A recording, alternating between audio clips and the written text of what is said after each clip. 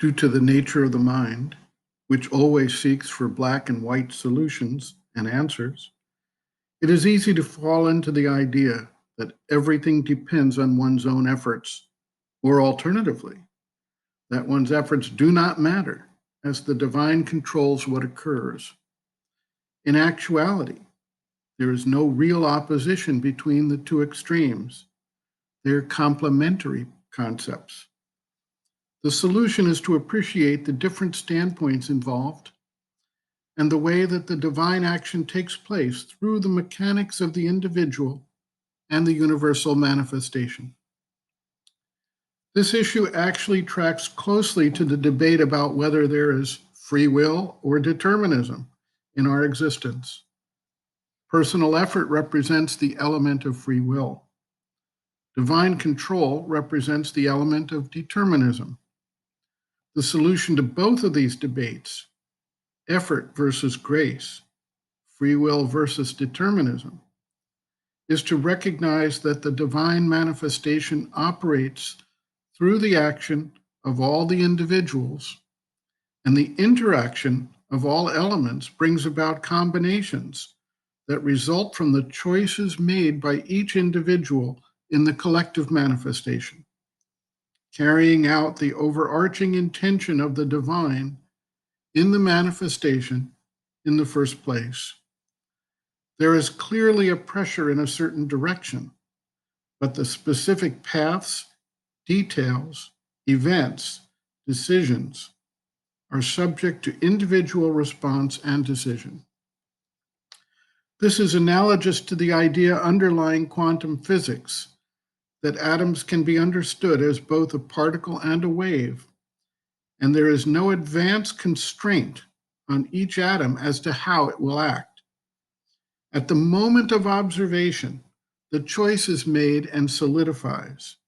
Thus, there is an element of free will in that there is no advance determination at the level of each individual atom. Yet, at the end of the process, when a large number of atoms have been observed, actual patterns result which carry out the larger intention. The concept known in Buddhism as dependent origination shows that each aspect develops within a fixed general frame of its capacities, circumstances, and opportunities, so that the exercise of free will can operate within that frame and without disrupting the larger interdependent whole of the creation. Probability theory and statistical modeling follow a similar line of understanding that each individual person or event is composed of free choice, and yet, over time, specific identifiable patterns emerge which can be plotted and even predicted on the macro level, while each individual remains free to make its own choices within the frame of its own limitations, predispositions, and conditioning.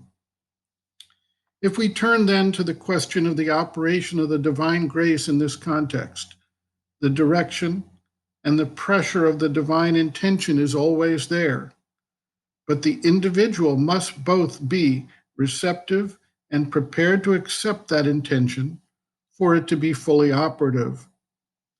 The individual effort can only take one to the limits of the current framework within which humanity operates.